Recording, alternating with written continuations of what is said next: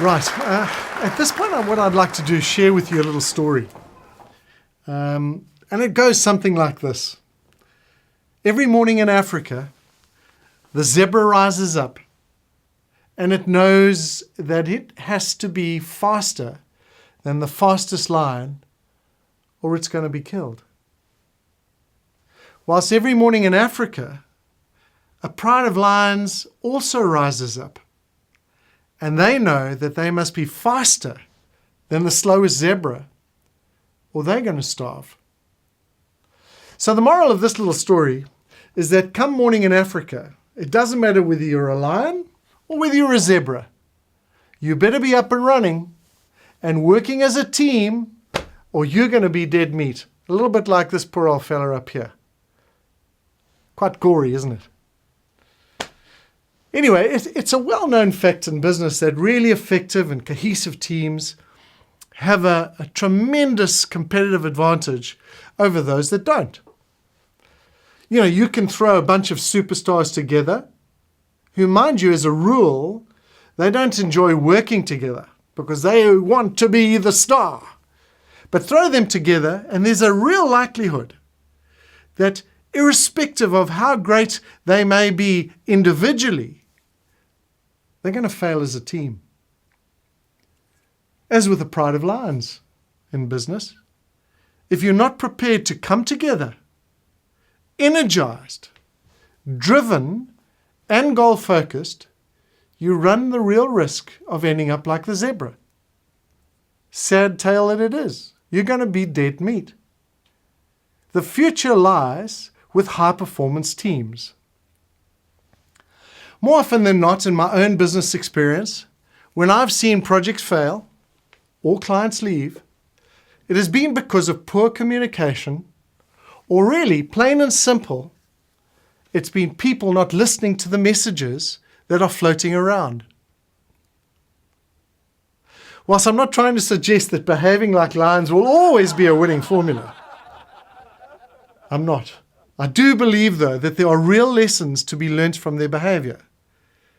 Let me share with you a perfect example of this.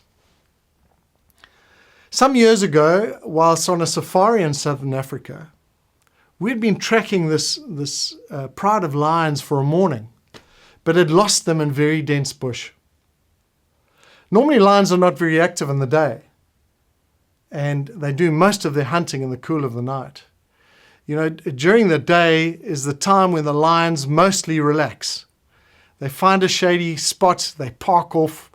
Not a well-known fact is that lions rest or sleep for 20 of every 24 hours. So during the day, especially if it's hot, they just take some time out.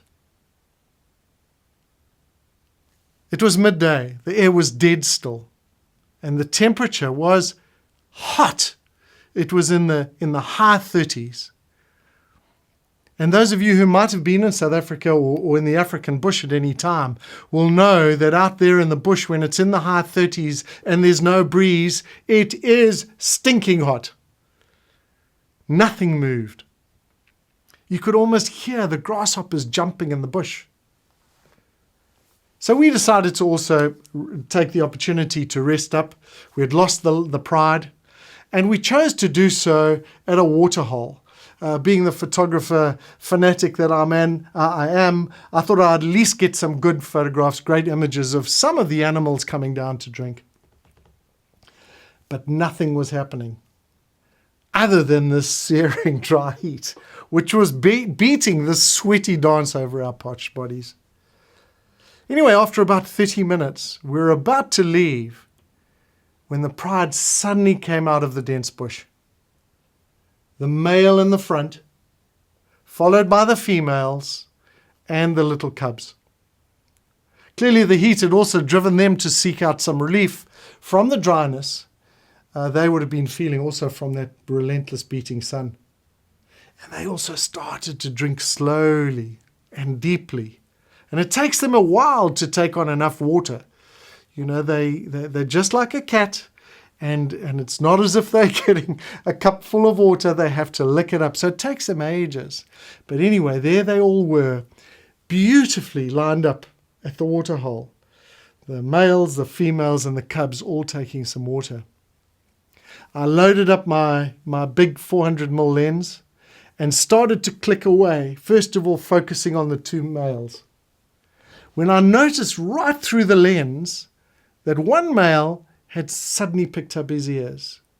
Now my focus was so intently brought around the two males, I couldn't see anything beyond them.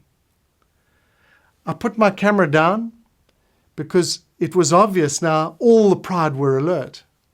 I didn't know what it was, as I couldn't see or hear anything other than what was immediately before me, which was the pride, and they are all focused and all attentive.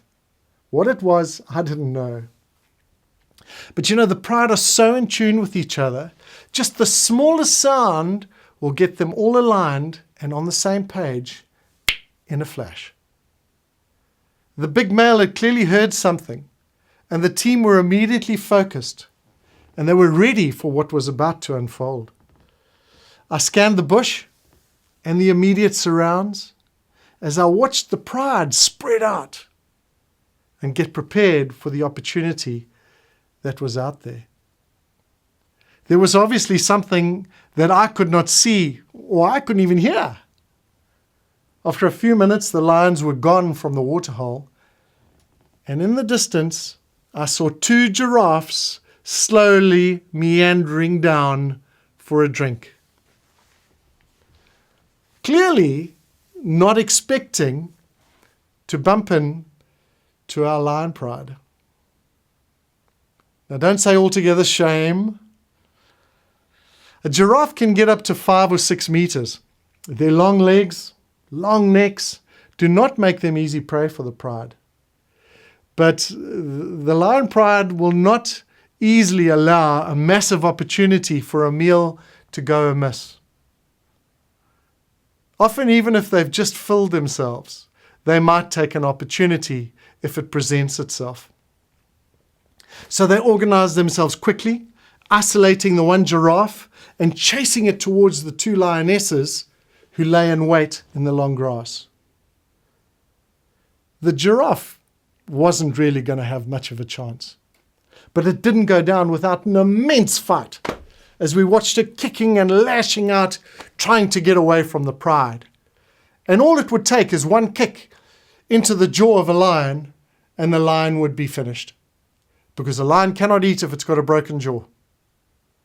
But there was a hang of a fight, and before you knew it, the entire pride was taking down this giraffe slowly but surely. It was an 1,800 kilogram steak. And who would want to miss out on something that big? The point of this story is to graphically demonstrate to you how the pride, as in business, it'll be those that succeed will be those that actively listen for opportunities. They'll have goals.